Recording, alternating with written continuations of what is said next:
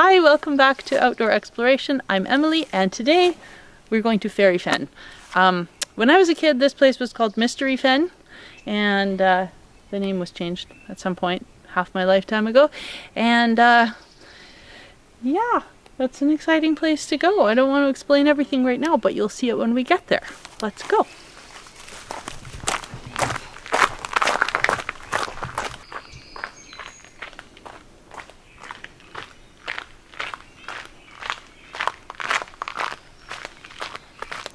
Interestingly, on this medium length walk down to the fen, there's this kind of groove here in the soil. It's a bit hard to show you maybe, but if you see that dip there where there are some ferns just beyond the little hemlock, and then it kind of raises up in a ridge on the right, and then on the left it goes up the hill, and the remains of that ridge are right here. Anyway, my father, who is a forester, informs me that this was created by, or for, the logs that they hauled down this mountainside when they logged it. Most of Bowen Island, or a lot of Bowen Island anyway, was logged in the last 100 years. And so you find these remnants of things like that, like, you know, stumps, nurse stumps, and things with springboard notches in them.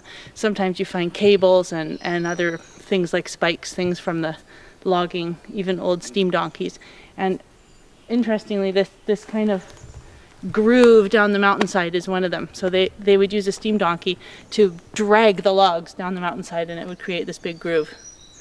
So, and I learned from reading The Golden Spruce, which is one of my favorite books about our province, that sometimes the trees they felled on mountains like this were so big, and yet they fell end over end over end down the mountain. You can't even imagine. And these are trees that, you know, they're 6 feet across. So amazing.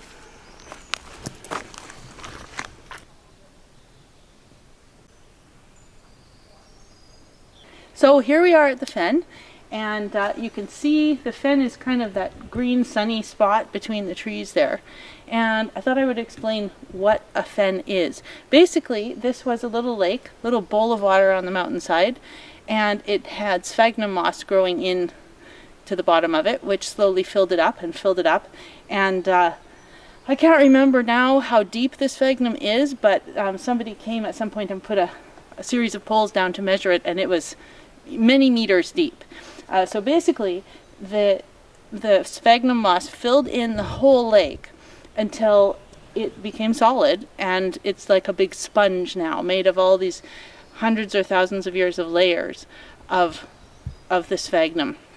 And then, of course, plants can grow on it. First they grow in it, they're growing in the water, and we can't go in there because this is a preservation area preserved by the local conservancy, but it has sort of wet areas and little pond-like spots with all kinds of interesting plants, like Labrador tea, one of our local rhododendrons, grows in it. And then in between that, places where there's so much moss has built up that there's soil on top where plants have grown and decomposed, and trees are even growing in there. And so what happens after that is that basically enough trees grow, like you can see here, that it becomes a bog. So the ground here is actually kind of bouncy, and once I get further down the trail and we're closer to the water down there, it's actually much more bouncy.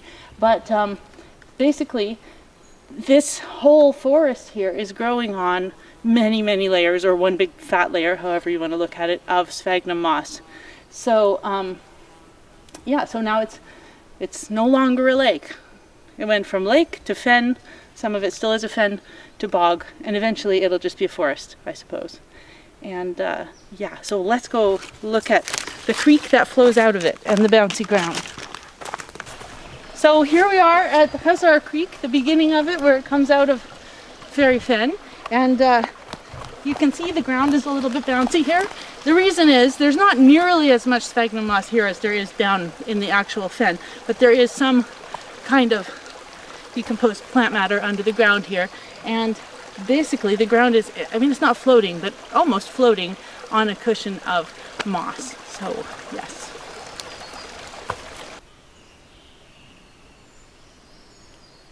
Part of the trail actually follows the creek up to the fen here, and I've gone a little way along it just to show how bouncy the ground is here. So look down at my feet and you can see this giant sponge that I'm standing on here. I have decided not to go any further along this little trail that clearly leads right into the fen, because the fen is full of all kinds of rare or endangered plants and animals, as well as just things like frogs and other aquatic animals that are trying to make their lives here, birds too. And the more of us go in there, the harder time this ecosystem has to survive. So I don't think we should be going in there. So if you come here and you see this little path, enjoy it. It's beautiful, but maybe let's not walk on it.